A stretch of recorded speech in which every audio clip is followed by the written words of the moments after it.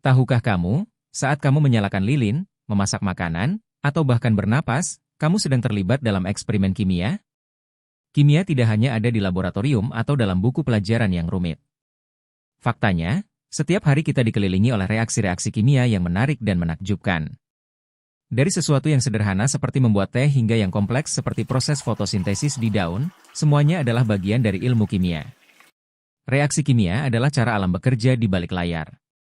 Misalnya, bagaimana tubuh kita menghasilkan energi dari makanan? Atau, bagaimana sabun membersihkan kotoran? Semua ini adalah hasil dari proses kimia yang terjadi secara alami atau dengan sedikit bantuan dari kita. Di video ini, kita akan membahas 10 reaksi kimia yang sering terjadi dalam kehidupan sehari-hari. Kamu pasti akan terkejut betapa banyaknya sains yang bekerja di balik hal-hal sederhana yang kita lakukan setiap hari. Jadi, pastikan kamu tonton sampai akhir, karena setiap poinnya akan membuatmu semakin sadar betapa luar biasanya dunia ini. Oh, dan jangan lupa siapkan catatan kecil ya, siapa tahu ini berguna untuk pelajaran atau sekadar seru-seruan bareng teman. Dan jika kamu menikmati video seperti ini, jangan lupa klik tombol like dan subscribe untuk mendukung kami membuat konten edukasi lainnya. 10 reaksi kimia dalam kehidupan sehari-hari. 1. Reaksi pembakaran. Kamu pasti sering melihat lilin yang menyala atau asap dari kendaraan, bukan? Itu adalah contoh nyata dari reaksi pembakaran.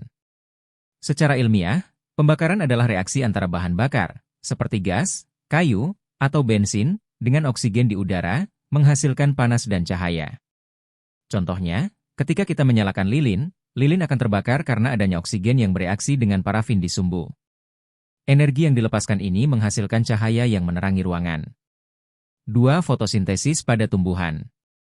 Pernahkah kamu berpikir, bagaimana tumbuhan bisa tumbuh tanpa makanan seperti kita? Rahasianya ada pada fotosintesis.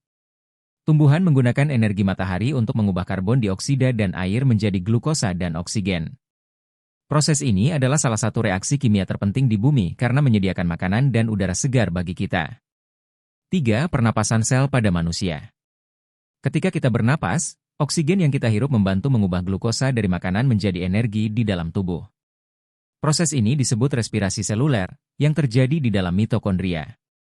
Hasilnya, energi yang kita gunakan untuk bergerak, berpikir, dan hidup setiap hari. 4. Penggunaan sabun dan deterjen. Apakah kamu tahu mengapa sabun bisa mengangkat minyak dan kotoran dari kulit atau pakaian? Ini karena reaksi kimia antara molekul sabun dengan kotoran. Sabun memiliki dua sisi, satu suka air dan yang lain suka minyak. Sisi yang suka minyak menempel pada kotoran, sementara sisi yang suka air mencucinya. Sains di balik kebersihan, keren, kan? 5. Fermentasi. Apakah kamu suka roti atau yogurt? Kalau iya, kamu harus berterima kasih pada fermentasi. Dalam pembuatan roti, ragi memfermentasi gula, menghasilkan gas karbon dioksida yang membuat roti mengembang. Sedangkan untuk yogurt, bakteri baik mengubah gula susu menjadi asam laktat, memberikan rasa asam khas yogurt. 6. Reaksi karat pada besi. Pernah melihat besi berwarna coklat kemerahan? Itu adalah karat, hasil dari reaksi kimia antara besi, oksigen, dan air. Reaksi ini menghasilkan senyawa bernama oksida besi. Karat sering dianggap masalah, terutama pada struktur bangunan atau kendaraan, karena dapat merusak kekuatan material.